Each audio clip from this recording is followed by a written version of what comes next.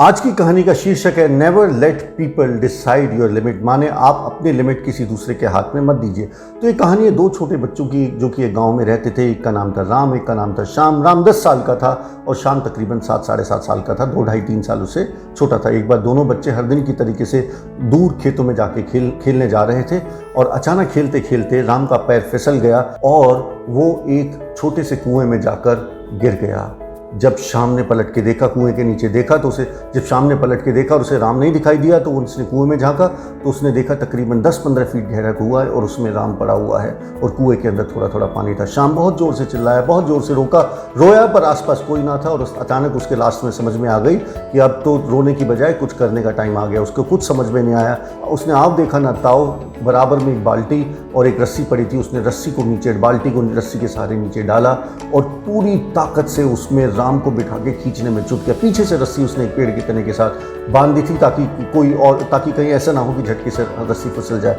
एक एक फुट करके वो खींचता रहा और अचानक आधे घंटे की कड़ी मशक्कत के बाद श्याम, जो कि राम से तकरीबन 2.5 से 3 साल छोटा था, वो राम को बाहर निकालने में सफल हुआ।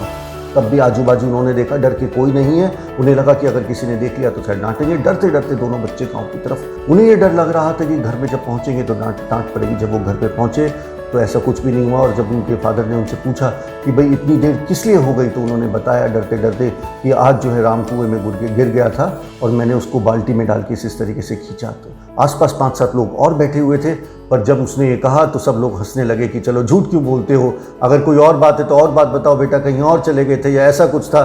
कि ये 3 साल छोटा बच्चा जो है 10 अपने से इस बच्चे को बाल्टी के सहारे ऊपर खींच के ले आएगा।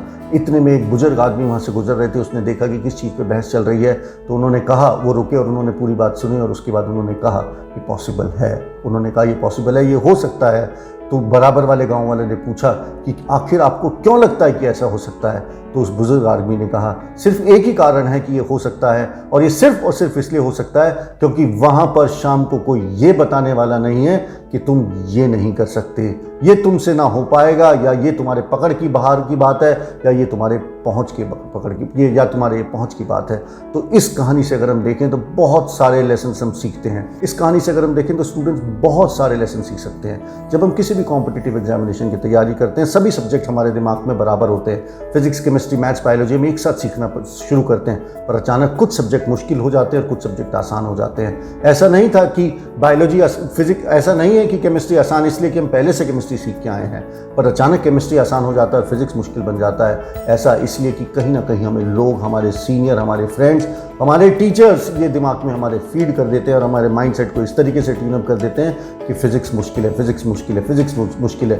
धीरे धीरे हमारा माइंडसेट जो उस बात को बिलीव करने लगता है और हमें लगता है यही बात सच्चाई है और धीरे धीरे उनके मन में भी ये सेटअप होने लग जाते हैं कि ये मुश्किल इसलिए because physics was difficult, everybody finds physics difficult, जबकि ये सिर्फ और सिर्फ खेल माइंडसेट का है। मैंने अपने काउंसलिंग जरिए के अंदर जिन बच्चों की मैं मेंटरशिप करता हूँ उसमें बहुत सारे बच्चों से ये मिथ, इसको मैं लिमिटिंग बिलीफ कहता हूँ या ये मिथ कहता हूँ कि अचानक एक सब्जेक्ट मुश्किल लग जाना और बाकी सब्जेक्ट आसान लग जाना, उनको ओवर ए साइंटिफिक प्रोसेस के द्वारा उनके दिमाग से ये जो मिथ है इस मिथ को निकाला है।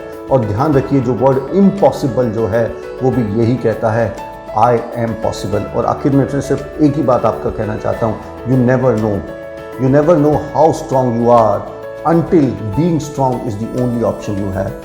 बहुत ध्यान से सुनिए, बहुत पावरफुल स्टेटमेंट है। You do not know how strong you are unless being strong is the only option you have।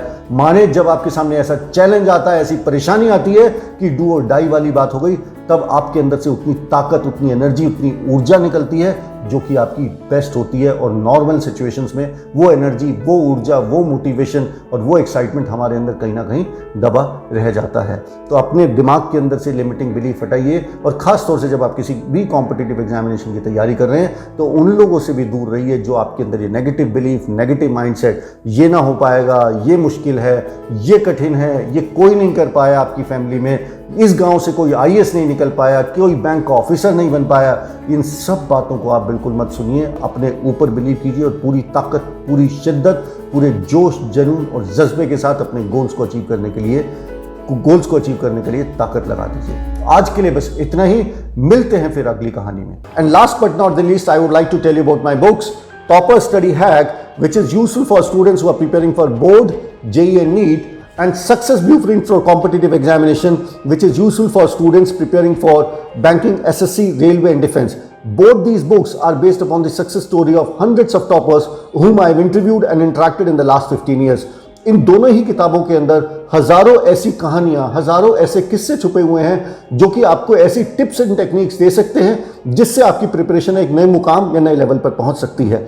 इसमें हम बात करते हैं कि टॉपर किस तरीके से प्लानिंग करते हैं, किस तरीके से गोल सेटिंग करते हैं, कंसंट्रेशन को कैसे बढ़ा सकते हैं, डिस्ट्रैक्शंस को कैसे कम कर सकते हैं, फोकस को कैसे बिल्ड कर सकते हैं, एग्जाम देने की क्या स्ट्रैटेजी हो सकती है, एग्जाम में एंजाइटी को कैसे हैंडल करें और बहुत सारी ऐसी चीजें जो आपको अपनी तैयारी के दौरान फेस होती हैं। तो अगर आप इन बुक्स को लेना चाहते हैं तो अमेजॉन और फ्लिपकार्ट पर ये दोनों ही बुक्स एक अच्छे डिस्काउंट पर अवेलेबल हैं। Thank you, bye bye and all the best.